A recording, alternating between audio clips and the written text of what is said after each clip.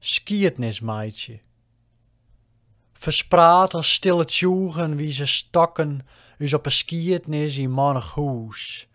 Dat ja kjel, voetmossen en wach, libben in hoop.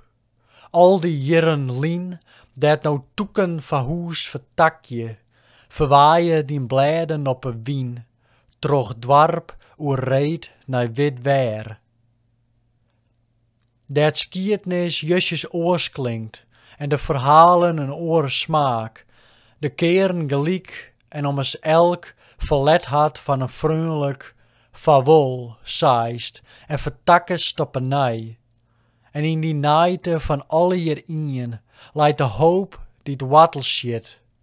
Het vaarwel verwut ta welkom.